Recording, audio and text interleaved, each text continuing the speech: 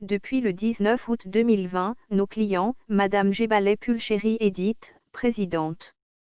de l'organisation non gouvernementale Alternative Citoyenne Ivoirienne, ACI, et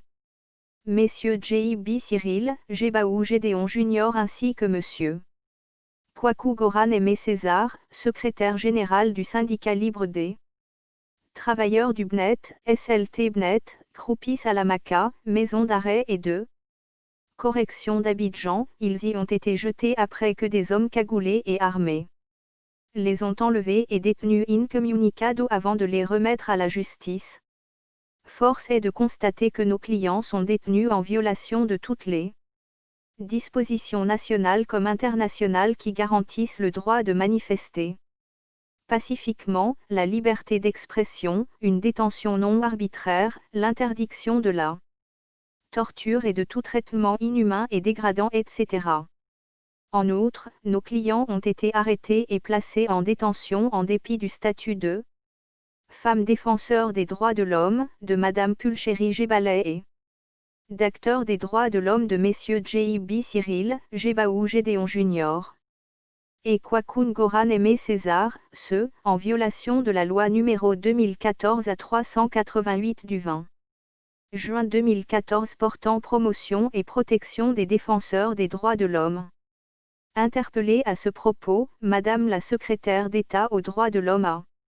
préféré émettre des jugements infondés contre nos clients au lieu de défendre la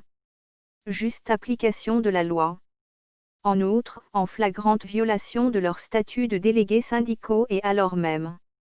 qu'ils sont détenus, Madame Pulchéry Jebaleh et Monsieur Kwaku Goran Aimé César ont été licenciés abusivement par leur employeur, l'organisme public BNET sans avoir pu faire valoir régulièrement leurs moyens de défense. C'est le lieu de rappeler que deux de nos clients, en l'occurrence Monsieur Jebaou Gédéon Junior et Kwaku Goran Aimé César souffrent d'affections de nature à causer des dommages irréversibles à leur santé. Ayant néanmoins décidé de faire confiance à la justice ivoirienne, les avocats de la défense ont entrepris toutes les démarches à l'effet de voir leurs clients élargis, en